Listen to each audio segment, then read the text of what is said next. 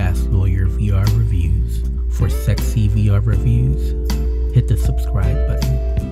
Hello, I'm Fast Lawyer. Today we are going to review Hello Neighbor VR Search and Rescue, a game that was released on multiple VR storefronts May 25th, 2023 by developer Steel Wool Studios and publisher TinyBuild. It normally retails for $29.99. I bought this game through a third-party website and I tested it out on the Meta Quest 2 using link cable on PC VR. Hello Neighbor VR is currently rated a mixed rating status on the Steam store, which I understand because I ran across several technical issues during my playthrough. However, I had a lot of fun playing this game, so I do think it needs a little bit of attention because it is a good game if you can look past these technical issues, and I hope these bugs do get patched up soon. And obviously I don't know how common these bugs I faced are, so take my review as just one person's experience. Hello Neighbor is described by the developers as a horror puzzle game, and I would add to that description that this game is kind of like a casual escape room type experience, and there is an element of stealth as well, as you are hiding from the creepy neighbor. And there's also a lot of platforming as well. There's lots of climbing in this game, and you'll be trying to figure out how to get across to certain areas of this game. And one of the unique elements of this game is that you have different characters and you can switch between them. Each main character has a different skill. One has a flashlight, another one has a baseball bat, another one has a slingshot, and lastly another one has a magnifying glass, and he's pretty useless. No, I'm kidding, he's the best one. Each character is in a different part of the house and you have to figure out how to work together. Now, I did beat this game, but I don't know how long it took for me to beat it because I spent a total of 11.1 hours in this game, and that's because I had to restart several times due to some game-breaking bugs that I faced. I do know that if you know exactly what you're doing, you can beat the game in less than 2 hours. However, I would estimate it would take most people about 4 to 5 hours to beat the game. Hello Neighbor is running on the Unreal Engine. On my RTX 3080, I was getting mostly 90 frames per second, but I did have frame rate drops here and there. And the sad part is that there's only a few graphical options available in this game. You do have full locomotion as well as teleportation available, along with snap turning. There is no smooth turning option though. There is height calibration, so you can play this game standing or seated. However, it does feel like you're a bit too low to the ground, but that's just because you're a child in this game. There is button crouch as well as button jumping in this game. Keep in mind you can teleport, so you don't really need to make any of those tough jumps in this game. Now, like I mentioned earlier, I did face several bugs in this game, some of them game-breaking bugs where I had to restart the game. However, I was motivated to continue playing because I was enjoying the game, so keep that in mind when I'm talking about these major bugs. The biggest bug is something that I actually mentioned at the end of this video. Basically, I jumped across from the ledge across the fence to the other side of the yard, and that broke the progress for that character, so I couldn't progress in the game and I had to restart the whole game from the very beginning. Part of the problem is that there's only one save file and one autosave file, so you really can't save the game and have multiple files so that you're safe. Another game-breaking bug that I faced is that an object that I needed disappeared. I had the bow tie